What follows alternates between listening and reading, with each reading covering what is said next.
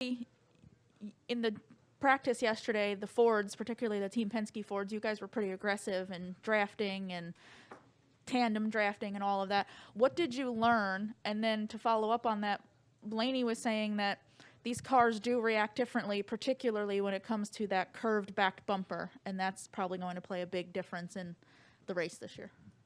He's 100% right.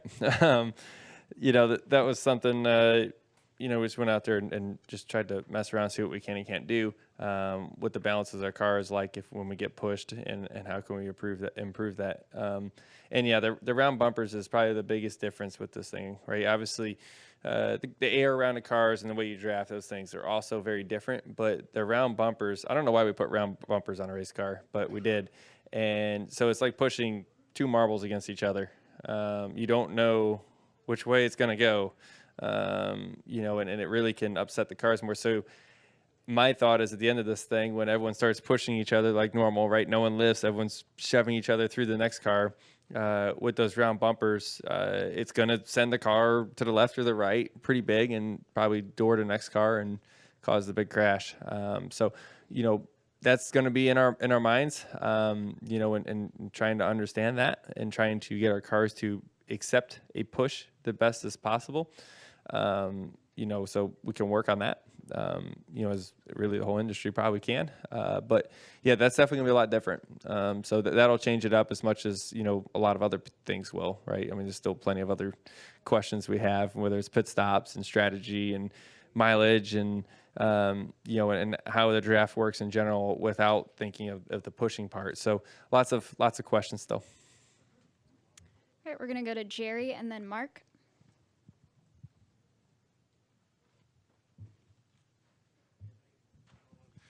Jerry Jordan, KickingTheTires.net. Joey, NASCAR's made some new partnerships over time with like Betty MGM, DraftKings Sportsbooks, with new laws opening up across the country. The Vegas odds on you guys are, at the forefront with fans and things like that. You're a 12-1 favorite, actually, when you look at the odds to win this race. Does that play into anything when you're looking at or interacting with your fans? And what do you think of these new partnerships where it once was taboo to talk about sports betting, but now it's the accepted norm? Yeah, I can't honestly say I've been like submerged into it, on knowing all the things about it. I did the thing for our industry and no, I don't touch any of it. That's the one thing I do know. But I do believe whether it's fantasy sports or sports betting is good for sports, right? Because it puts a little skin in the game, right? It makes you want to watch it for a different reason, right? You look at what football is. There's a lot of people that watch football games that they don't even cheer for that team, but they have that player lined up today, or there's something that tunes them into it. Where our sport has the ability to do the same thing, and give someone a little invested interest into what's going on the racetrack. So I think it's great. It's super healthy for our sport, to have those avenues to try to accomplish those goals. And it's a good step for us, right? I mean, I think there's so many good steps that are happening right now in our sport, and so much momentum in our sport right now. I mean, it's great, right? Like what we did last week. We proved that we can race in the city. We can race in a stadium. That's just, I never thought we can do that, but that's great. We can go to the fans, right? That's a huge win.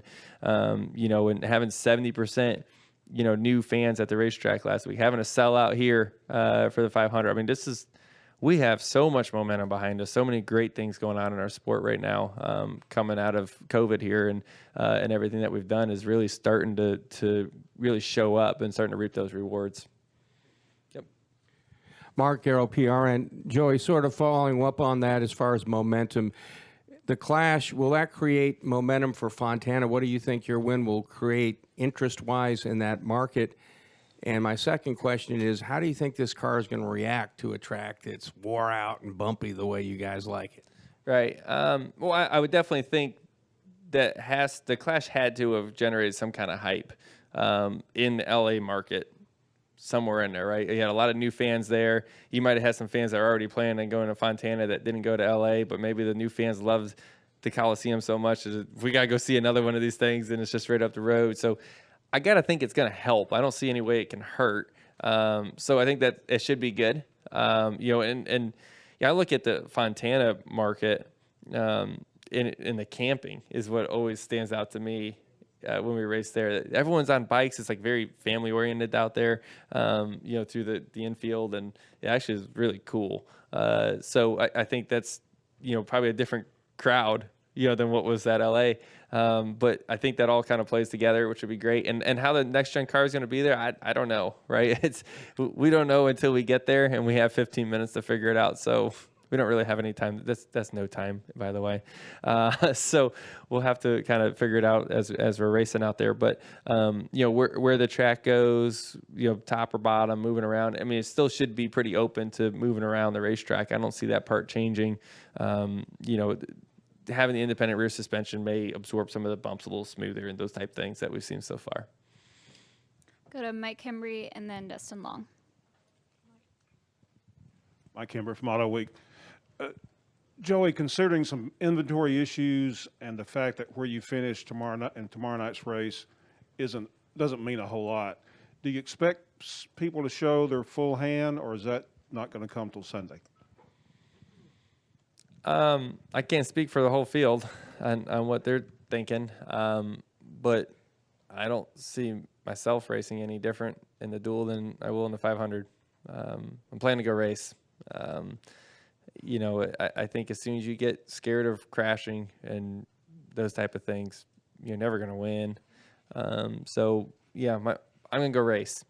And if we crash, so be it. We'll figure it out. But I feel like going out there to race to win, try to get those points. There's still points out there to try to get, and go for it from there. It's one step at a time, but the duels are typically a little bit more tamed, right? It's usually not that crazy, but has been crashes in them before. And, I think with the new car like I said, some of the new things, the round bumper, those things could cause more crashes. But at the same time, you may have some drivers and teams that are telling them to, hey, chill out here. We don't have a whole bunch of inventory, right? So I don't really know exactly how the duels are going to look. But all I can control is what I'm going to do.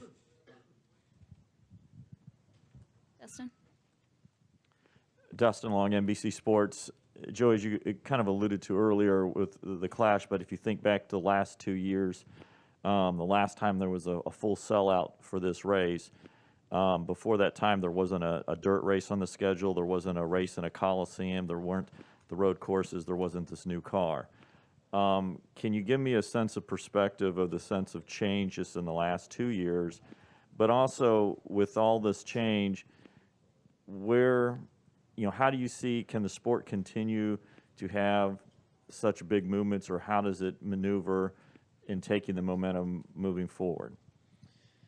Yeah, I mean, obviously a lot of changes to your point, great changes, and I think that's due to a lot of different things, as you guys can imagine where that all comes from. But I think the way the teams are working with NASCAR, the owners and their group, I think the Driver Alliance group can help a lot with some of the stuff moving forward as well. But I think change is probably the biggest thing, right? If you sit still, you get past, right? It's like that on the racetrack. It's like that in life.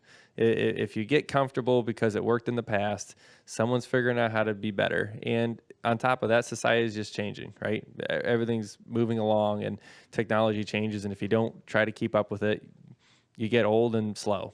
And we can't let that happen. So we got to keep moving forward. We got to keep finding the next thing.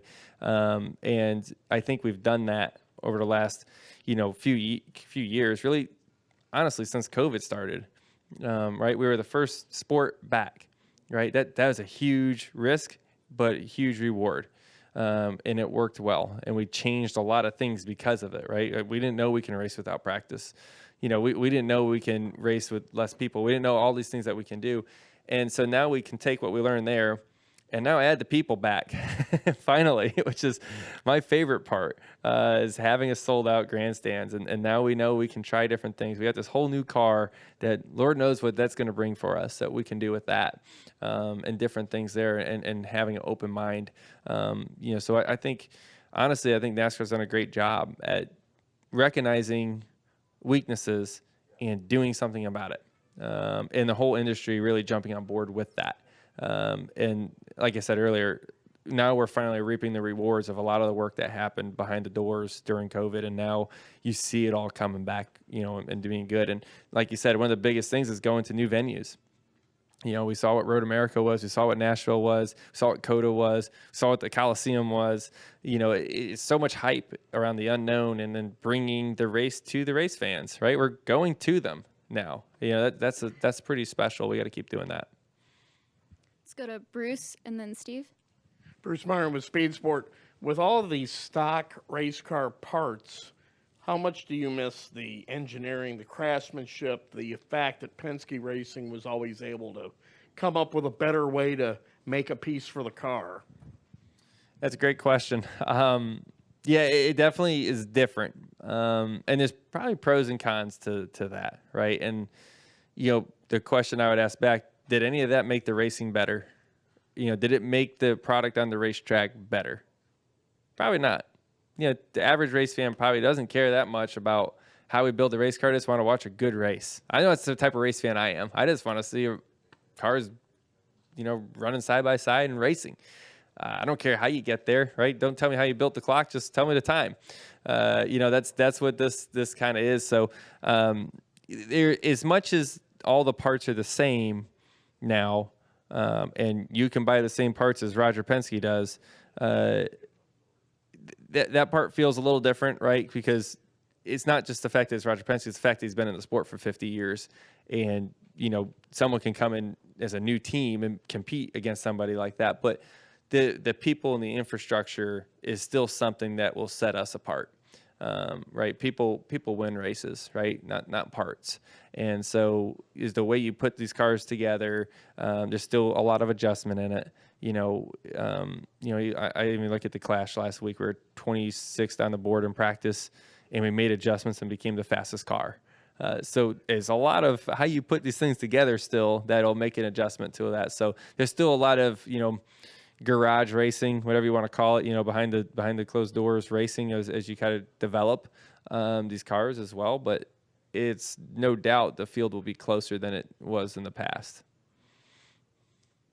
Go to Steve. Steve Schweitzer, the Lasco Press. First, Joey, are your wife and new baby traveling with you this week? Oh, thanks. No, they stayed back. I took my little man with me, Hudson. So he's my big man now. So he came along with Dad, tried to help Mama out a little bit, but it's been an adjustment for us. We're doing good. Everything's 2 to 3 it's a change, but I felt like 1 to 2 was like a really big change. So we're trying to get our heads wrapped around it. It hasn't even been a week yet, so give us a chance. But everything went great. It was a pretty special, 36 hours. You think about winning the race at the Clash, coming home, and going to the hospital Monday night, and Tuesday morning here's our first little girl. It's a pretty special, few hours there. Exhausting few hours, by the way, but pretty special and fun. I thought everything was going to go wrong. I thought I was going to go to LA and she was going to have the baby Sunday morning, and I was going to miss Dad, or if I try to go home, I'm going to miss the race and the baby, and all these things were going through my mind. But everything went perfectly as planned, and God has a way, so it was pretty special. Thanks and congratulations. Thank you.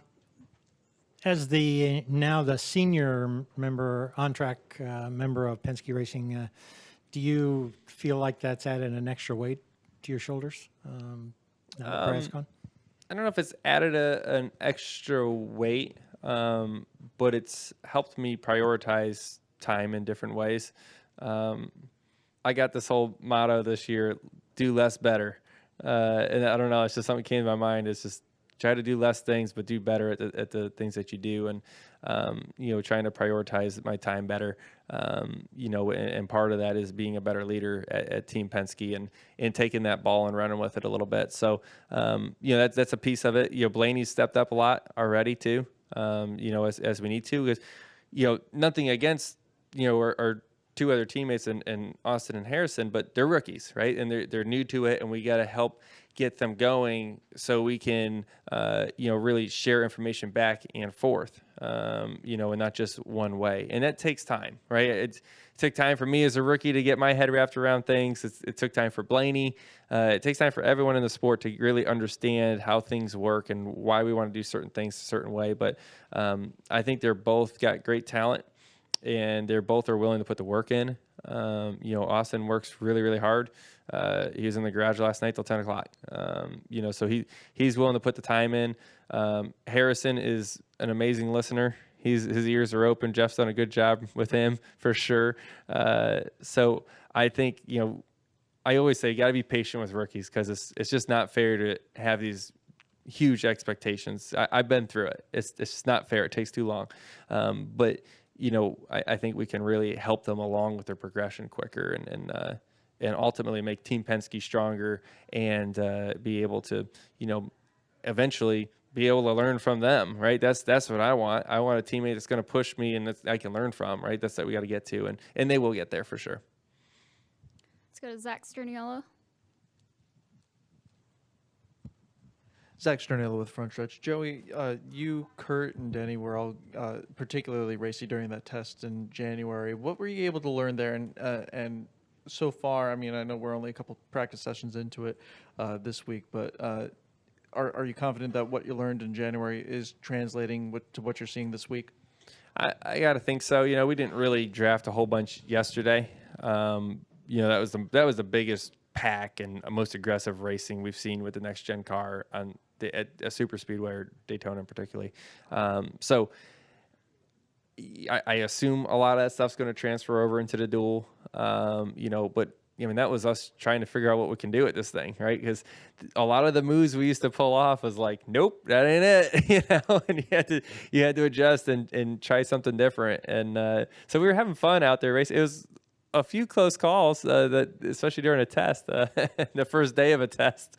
But it's just that's what happens when you put racers in what we thought was a race that paid nothing at all. But if you put more than one car on the racetrack, it becomes a race, and we started going at it.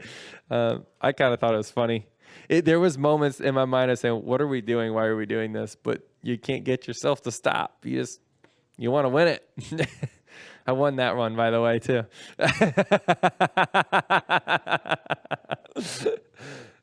All right, we're going to try our best to get two more in. We'll go to Justin Palmer and then Daniel McFadden. Joey, a few people have ever won the Daytona 500, even fewer or have won it multiple times.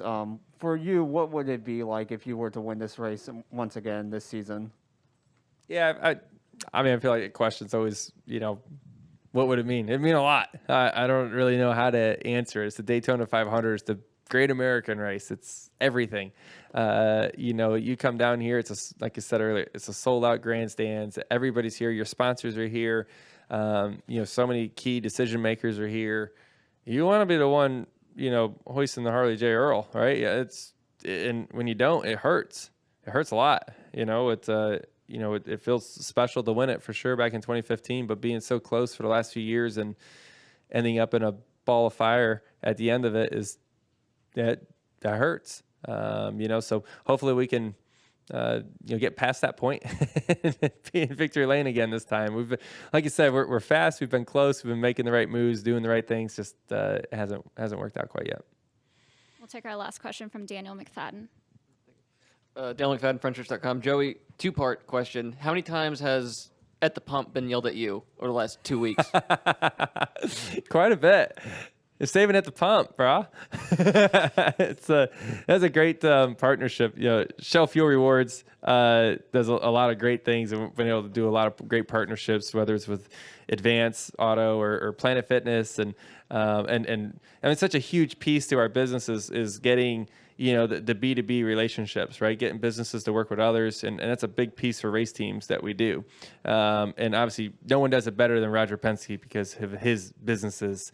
Outside of it, right? Everyone can really work together. And you think about the amount of trucks Penske Truck Leasing has and dealerships and the 100 other companies the guy's got. Everyone can work together really well. And Fuel Rewards really fits right in that as kind of a nucleus to where everyone can kind of fit there. So it was a great partnership. And, pretty cool to see it. Actually, I went to Advance the other day and I saw my picture was everywhere, which is kind of funny. You think about walking in a store and then your picture's there and then the person working behind the desk is looking at you like trying to put it all together. It was funny. It was good. So that kind of feeds into the second part question. Like, since you arrived in the Cup Series, how has the dynamic between the companies that sponsor you and where and when they're wanting to utilize you away from the racetrack in their marketing, like in the commercials that we saw at the Clash, how has that changed? Because we don't see as many commercials from sponsors featuring the drivers they're sponsoring as much as we used to. Yeah, the industry has changed a lot, right? When I first started, I was with the Home Depot, and we did national spots, and there's a lot of them. I think a lot of businesses have realized since then social media has become a thing. Social media wasn't anything when I started. It wasn't Twitter, or Instagram or TikTok or Facebook. I mean, keep going. I don't know, there's a million of them, but there wasn't those platforms to advertise on, so now it's changed the landscape, right? It's changed the landscape of media too for you guys, right? Where how people consume what we're talking about here today. So it's definitely been an adjustment. I mean, part of that is why we started Clutch Studios in Charlotte, was because we've seen the opportunity here to do different types of shoots. I'd say I probably do more shoots now than I used to. They're just at different scales and different things that we're doing with them. But, it's definitely has changed, right, to that point. There's not as many national spots, but there's far more videos for social media that people want to grow their following, whether it's a driver or the team, but also the sponsors and trying to get their initiatives out. It has changed a lot in that way too. So to the point of keeping up with the times, unless you get slow and old, like you got to keep finding the next thing, and social media changed the game for everybody.